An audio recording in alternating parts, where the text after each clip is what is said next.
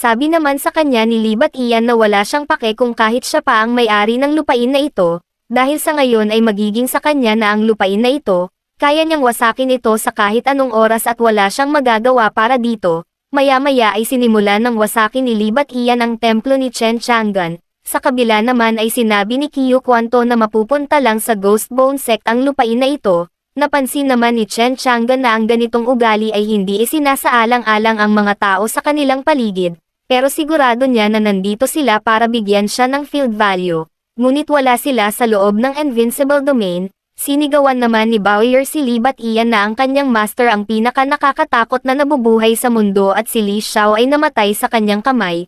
Hindi naman makapaniwala si Libat Ian na pinatay niya si Li Xiao na nasa Golden Core Realm.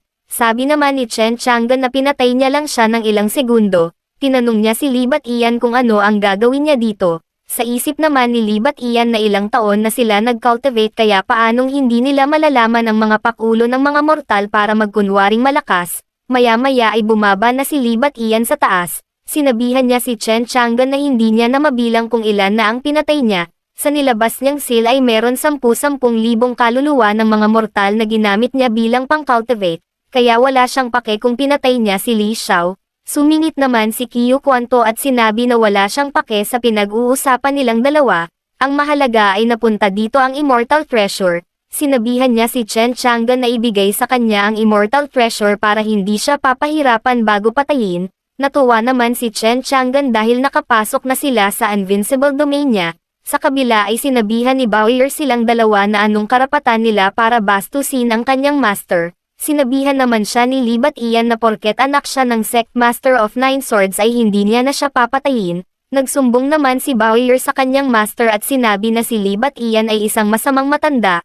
Noong isang araw ay lumabas siya kasama ng mga disciples ng Nine Sword Sect para hanapin ang Immortal Treasure. Ngunit biglang lumitaw sa kanilang harap si Li Xiao at pinatay lahat ng disciples. At si Libat Ian ang nag-utos sa kanya para gawin ito. Kung hindi lang sa katotohanan na hindi niya siya matatalo sa Golden Core Realm ay agad niya siyang papatayin. Tinanong naman siya ni Libat Ian kung gusto niya ng mamatay. Maya-maya ay inatake niya na si Bowyer gamit ang seal ngunit pinigilan lang ito ni Chen Chang'an ng walang kahirap-hirap. Ngayon na nasa loob na sila ng domain ay wala nang makakatalo sa kanya dahil nakokontrol niya ang lahat ng bagay dito sa loob, kasama na rin ang kanyang cultivation base. Nagulat na lang si Libat Ian kung ano ang nangyayari sa kanyang cultivation base. Mula sa system ay sinabi nito na ang cultivation base ng tatlong mananakop ng Evil Dragon Cave ay bumalik sa Chi Refining Realm. Naalala naman ni Chen Chang'an na ang Chi Refining Realm ang pinakamababang cultivation base, kasunod ng Foundation Building, Golden Core, Nascent Soul Realm pagkatapos nito ay Mahayana Transmigration o Earth Immortal. Sinabihan ni Chen Chang'an si Bowyer na hindi niya matatalo ang isang Golden Core Realm ngunit ngayon ay pinigilan niya na ang kanilang cultivation base at ginawang Chi Refining Realm. Ngayon ay pwede niya na silang patayin. Nagulat naman si Qiu Quanto dahil sa unang tingin ay halatang hindi kapansin-pansin at walang cultivation base si Chen Chang'an. Pero diretso niyang pinutol ang cultivation base ni Libat Ian. Nagtataka siya kung si Chen Chang'an ay nasa Nascent Soul Realm. Sinabihan ni Chen Chang'an si Bowyer na okay lang maghiganti sa mga masasamang tao. Habang nanghihina na si Libat Ian ay sinabihan niya si Chen Chang'an na isang mapangpanggap na isang baboy pero isa palang tigre. Hindi niya akalain na nasa Nascent Soul Realm na siya. Gayunpaman inutusan na ni Chen Chang'an si Bowyer na patayin si Libat Ian. Habang paatake na si Bowyer ay sinabihan niya si Libat Ian na gusto niya siyang mamatay para ipaghiganti ang mga namatay na disciple sa Nine Sword Sect. Ngumiti naman si Libat Ian at hindi natatakot sa kanya. Sabi ni Libat Ian na kahit ang tatay niya ay hindi siya kayang patayin, at siya ay naglakas loob para gawin ito. Siya ang master ng Evil Dragon Cave kaya kahit ang cultivation base niya ay bumaba sa Chi Refining Realm ay wala siyang pake, kaya niya siyang patayin gamit lamang ang kanyang storage ring. Sinigawan naman siya ni Bowyer na walang kabuluhan ang mga sinasabi niya. Maya-maya ay nilabas na ni Libat Ian ang 4th rank Golden Scale Treasure at inatake sa kanya. Ngunit sa isang wasiwas lang ni Bowyer sa hawak niyang Immortal Treasure ay nawala si Libat Ian. Sa sobrang lakas nito ay wala nang naiwan na bakas ni Libat Ian. Nagulat naman si Bowyer sa sobrang lakas ng Immortal Treasure. Sa taas ay nagulat si Qiu Quanto sa nakakatakot na immortal na kapangyarihan. Napagtanto niya na hawak-hawak ni Bowyer ang Immortal Treasure na hinahanap nila. Gayunpaman, Sa ganitong kalayuan ay kaya niyang mapatay si Bowyer at maaagaw ang Immortal Treasure. Ngayon ay wala siyang oras para lumaban kaya magiging madali na lang ito para sa kanya. Kung magtatagumpay siya na makuha ang Immortal Treasure ay magiging malakas na ang kanyang Ghost Bone Sect. Maya-maya ay naalala niya na nandito pa pala si Chen Chang'an. Bigla siyang nakaramdam ng takot dahil kung gumalaw siya para atakihin si Bowyer ay mamamatay na siya ngayon. Gayunpaman, alam niya na kung saan nakalagay ang Immortal Treasure kaya pansamantalang atras muna siya para maghanda. Mas mabuting bumalik na muna at sabihin sa dakilang ninuno na gumawa ng desisyon. Sa baba ay sinabi ni Bowyer na sila ay wala ring galang sa kanyang master. Kaya ngayon ay hahatiin niya silang lahat. Agad naman natakot sila Qiu Quanto at inutusan ang mga kasamahan na tumakbo na sila. Ngunit hindi sila hinayaan ni Bowyer makatakas at pinagpapatay gamit ang kapangyarihan ng Immortal Treasure. Sa baba naman ay nanunood lang sa nangyayari si Chen Chang'an. Maya-maya ay lumabas ang system at ang nakalagay dito na ang disciple ng host na si Bowyer ay pumatay ng 3 Golden Core Cultivator at nakakuha ng 1,500 field value. Mula dito ay tuwang-tuwa si Chen Chang'an dahil pwede na siyang makakuha ng field value sa pagpatay ni Bowyer. Ilang saglit ay ginamit niya na ang field value, at ang kasalukuyang invincible domain niya ay nasa 22 meters na. Sinabihan siya ng system na ipagpatuloy ang pagtrabaho ng maigi. Sa kabila naman ay tinanong ni Bowyer ang kanyang master kung ano ang gagawin sa mga tauhan ng Ghost Bone Sect. Tinanong niya si Chen Chang'an kung pwede niya silang patayin lahat dahil sang Ghost Bone Sect ay ginagawang alipin ng mga tao. Lumapit naman si Qiu Quanto at sinigawan si Bowyer na wag magkalat ng dugo. Nagpaliwanag si Qiu Quanto kay Chen Chang'an na ang kanyang Ghost Bone Sect ay isang dissenting sect at hindi ito isang evil sect. Kaya sa tingin niya ay may hindi pagkakaunawaan sa pagitan ng kanyang disciple at ng kanilang sect. Sinigawan niya ang mga kanyang kasamahan na lumuhod at humingi ng tawad kay Chen Chang'an. Humingi siya ng tawad sa nagawa nilang mali at sana ay patawarin niya silang lahat. Nagmakaawa rin ang mga kasamahan ni Qiu Quanto at sinabi na sila ay nagkamali. Nakokonsensya naman si Chen Chang'an dahil ang mga tanga na ito ay mamamatay sa harap niya. Gayunpaman, seryosong tinanong ni Chen Chang'an si Qiu Quanto kung inaakala niya na isa siyang bulag. Nakaramdam naman ng kaba si Qiu Quanto at inutusan niya na ang kanyang mga kasamahan na patayin si Chen Chang'an. Ngunit bago pa sila makalapit ay pinatay na sila ni Chen Chang'an ng parang mga ipis. Mula dito ay lumabas nag-system at nakakuha siya ng 450 field value. Agad naman tumakas si Qiu Quanto paalis sa lugar na ito. Sa kabila ay sinabihan ni Bowyer ang kanyang master na ang leader ng Ghost Bone Sect na si Qiu Quanto ay tumatakas. Dahil kapag nakatakas siya ay ikakalat niya ang balita tungkol sa Immortal Treasure, at ang mga treasure hunter ay susugod papunta dito. Hindi naman natatakot si Chen Chang'an dahil para sa kanya ay isa itong opportunity para makakuha ng maraming field value. Sa loob ng Ghost Bone Sect, sabi ni Qiu Quanto na dapat nilang hayaan ang Supreme Elder na patayin si Chen Chang'an para makuha nila ang Immortal Treasure. Isang tauhan naman ang nagmamadali at tinatawag ang sect leader. Tinanong naman ni Qiu Quanto kung bakit siya sumisigaw. Sabi nito na ang ancestor na umakyat sa immortality 5 taon na ang nakakaraan ay lumitaw. Ngayon ay nandoon na ang Supreme Elder at siya na lang ang inaantay. Nagulat naman si Qiu Quanto nang narinig niya na ang kanilang ancestor ay lumitaw na. Sa loob ng Ancestral Temple ay nakatayo ang kanilang ancestor, habang si Qiu Quanto at ang mga Supreme Elder ay nakaluhod sa harap niya. Sa harap ng kanilang ancestor ay nakaramdam ng matinding pressure si Qiu Quanto. Sabi ng kanilang ancestor na siya ay inutusan ng kanilang Panginoon para bumaba sa mababang mundo. Nagulat naman silang lahat dahil ang mga immortals ay bumaba sa mababang mundo. Sa isip ni Qiu Quanto na ang kanilang ancestor ay ang pinakamalakas na tao sa Ghost Bone Sect, at siya ay matagal nang nakaalis sa Nascent Soul Realm. Kung ang kanilang ancestor ay pupunta sa mababang mundo, mawawala na ang kanyang pangarap para sa Ghost Bone Sect na mangibabaw sa mundo. Maya-maya ay naglabas ng matinding energy ang kanilang ancestor. Sinabihan niya silang lahat na tigilan na ang pag-iisip at mag-concentrate para sa susunod nilang trabaho. Bilang immortal, kapag hindi sila sumunod ay wawasakin niya silang lahat. Habang nanginginig sila sa takot ay sinabi ni Qiu Quanto na gagawin nila lahat ng ipapagawa niya sa kanila. Seryosong sinabi ng kanilang ancestor na bago dumating ang mga immortal sa kontinente ng Kyuso, ang kanilang tungkulin ay hanapin ang Holy Sword na nalaglag sa itaas na mundo papunta sa mababang mundo. Masaya namang sinabi ni Qiu Quanto na alam niya kung nasaan ang Holy Sword. Sinigawan naman siya ng ancestor kung saan niya ito nakita. Sumagot naman si Qiu Quanto na nasa Immortal Temple ito. Sa loob ng Immortal Temple, ang Invincible Domain ay nasa 22 meters na, bagamat naging mas malaki na ang sakop nito ngunit ang mga pagkain na maaaring kunin ay limitado pa din pagkatapos ng lahat, kaya kailangan niyang utusan si Bowyer na lumabas para sa pagkain. Noong una niyang nakuha ang Invincible Domain ay meron siyang ability na lumaban ng Invincible sa Domain, ngunit hindi niya nakokontrol ang Domain at siya ay isa lamang ordinaryong tao. Pero pagkatapos ma-upgrade ng Domain ng isang beses ay nakuha niya ang ability na All Living Things na may kakayahan na kontrolin ang lahat sa buong Domain, at ang kanyang pangunawa ay unti-unting naging matalas.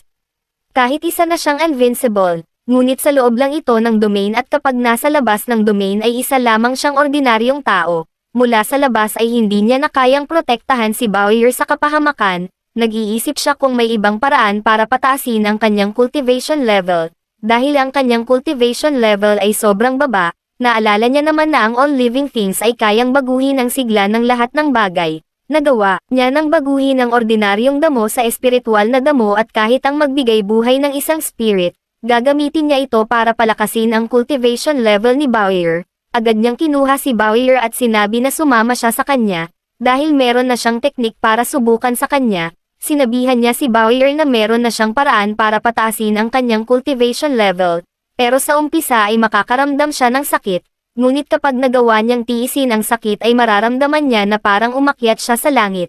Para naman kay Bowyer ay iba ang iniisip niyang paraan. Nagtataka siya kung ito ay isang dual cultivation, sinabihan niya ang kanyang master na masyadong mabilis ang kanilang proseso at ito ang unang pangyayari na gagawin niya ito.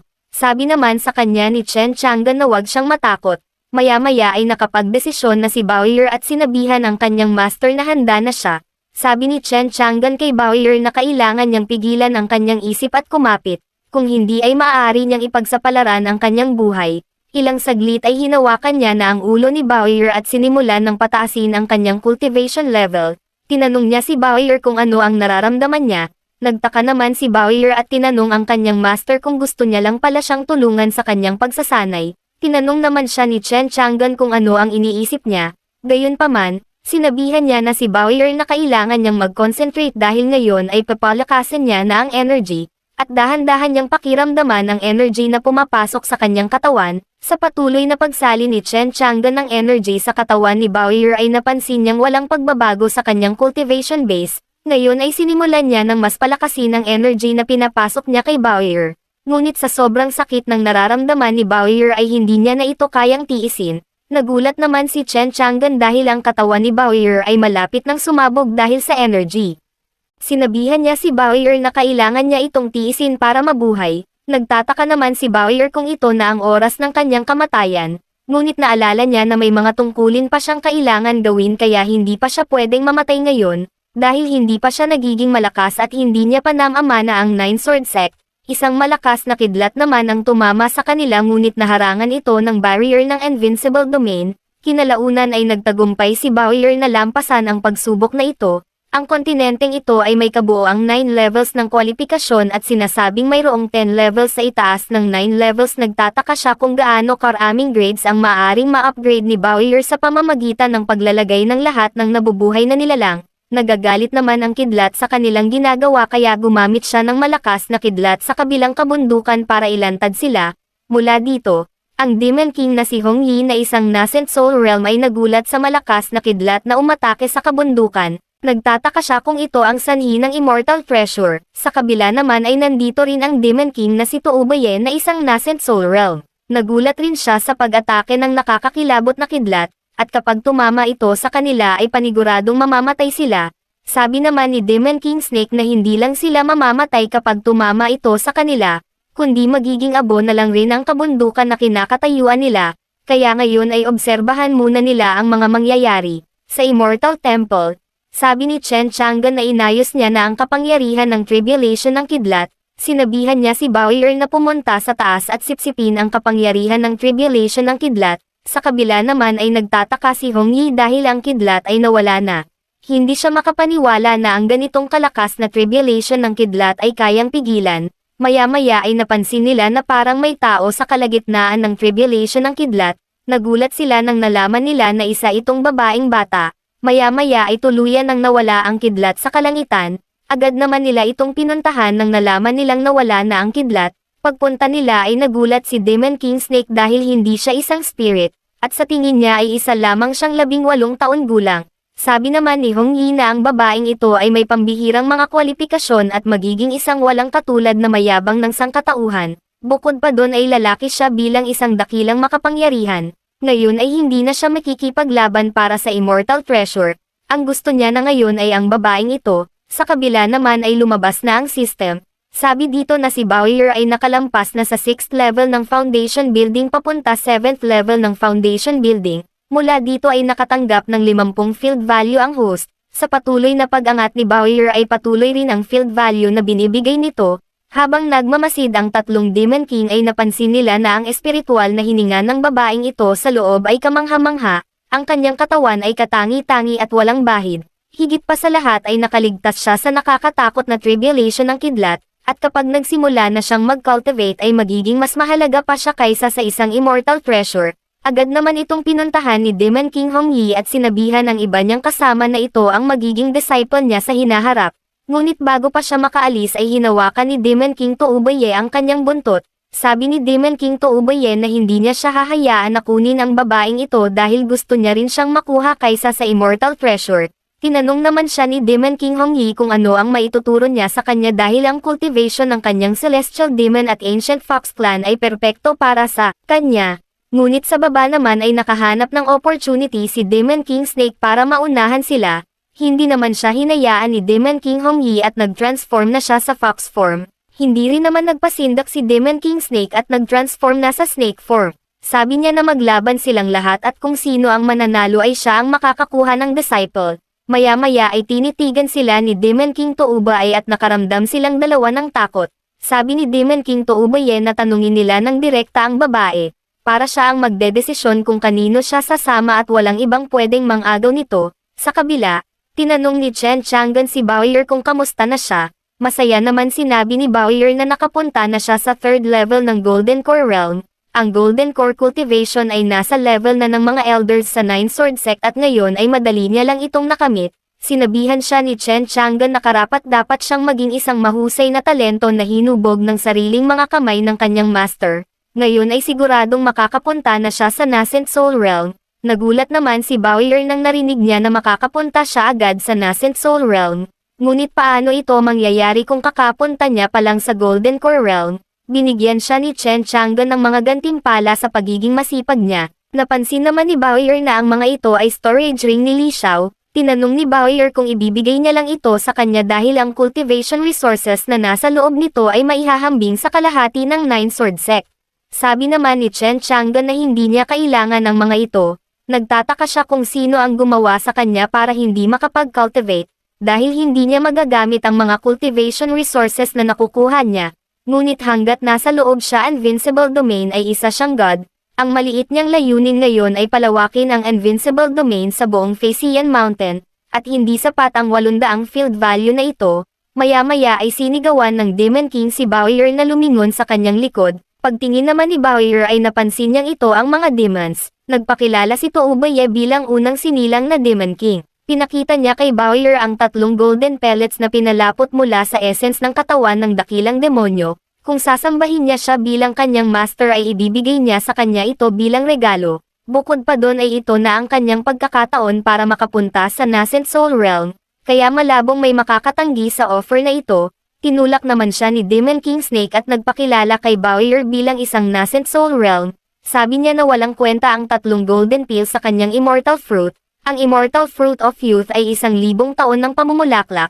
Tumatagal ng 10,000 taon para tumubo ang bunga kaya kapag kumuha siya ng isa ay mabubuhay siya ng magpakailanman, at nag-iisa lamang ito na nasa mababang mundo. Gayunpaman, kapag naging disciple niya siya ay ibibigay niya ang Immortal Treasure na ito para sa kanya. Nagtataka naman si Chen Chang'an kung ito ang Immortal Fruit na tinutukoy ng matanda na kapag kinain niya ay magbabago ang kanyang pangangatawan. Sa kabila naman ay hindi na mapigilan maglaway ni Bowyer sa Immortal Fruit. Sa isip ni Demon King Snake na gusto niya sana itong ibigay kay Hong Yi, ngunit kung ipagpapalit niya ito para sa isang disciple ay mas malaki ang makukuha niya. Sa kabila naman ay hindi rin papatalo si Demon King Hong Yi. Sabi niya na isa rin siyang nascent soul realm, pero wala siyang regalo na maibibigay para sa kanya, ngunit kapag pinili niya siya bilang master ay tatanggapin niya siya bilang isang matuwid na anak na babae, kung gayon siya ang magiging batang karangalan ng kanilang Celestial Demon Ancient Fox Sect, at sa kapangyarihan ng kanyang sect ay makakamit niya ang immortality. Nagulat naman sila Demon King Touboye at Demon King Snake sa binigay na offer ni Hong Yi. Ang kanilang regalo ay walang katumbas para sa isang pagkakataon na maging immortality. Sinabihan niya na si Bowyer na sumama sa kanya. Gayunpaman, sa lahat ng kanilang offer ay walang pinili si Bowyer. Nagtaka naman silang lahat at hindi makapaniwala. Masayang sinabi ni Bowyer na meron na siyang master at kapag sinundan niya ang kanyang master ay hindi lang immortality ang makakamit niya. Tinanong naman ni Demon King Hong Yi kung sino ang kanyang master. Seryoso naman sumagot si Chen Chang'an na siya ang kanyang master. Sinigawan siya ni Hong Yi na isa lamang siyang ipis at walang cultivation base, kaya bakit siya ang kanyang master? Sabi naman ni Demon King Snake na patayin na nila ang ipis na ito at para mapag-usapan na nila kung sino ang magiging master ni Bowyer. Sinabihan ni Demon King Touboye si Chen Chang'an na kung siya talaga ang kanyang master ay titignan niya kung meron siyang kamanghamanghang abilities. Sinigawan naman sila ni Bowyer na ang kanyang master ay hindi isang ordinaryong tao. Dahil kung wala ang kanyang master ay isa lamang siyang mahina. Sinabihan naman sila ni Chen Chang'an na sumugod at titignan niya ang kapangyarihan ng Demon King. Habang naghahanda na ng atake si Demon King Touboye ay sinabi niya na ang isang daliri ng kanyang kamay ay sapat na para gawin siyang abo. Nagulat naman si Demon King Snake dahil hindi niya akalain na tumaas na naman ang cultivation level ni Touboye. Habang si Demon King Hong Yi naman ay nawalan ng opportunity para magpakitang gilas sa harap ng kanyang disciple. Maya-maya ay sinimulan ng umatake ni Demon King Touboye, ngunit nagulat ang lahat sa nakita nila, dahil hindi man lang nagalusen si Chen Chang'an sa ginawa niyang atake. Tinanong ni Chen Chang'an kung kumain na ba siya, dahil hindi man lang siya gumalaw sa kanyang kinakatayuan. Sinabihan niya si Demon King Touboye na mag-iingat kumain ng dumi sa susunod na buwan. Gayunpaman, habang seryoso ang mukha ni Chen Chang'an ay tinanong niya ang ibang Demon King kung gusto rin nila subukan ang lakas niya.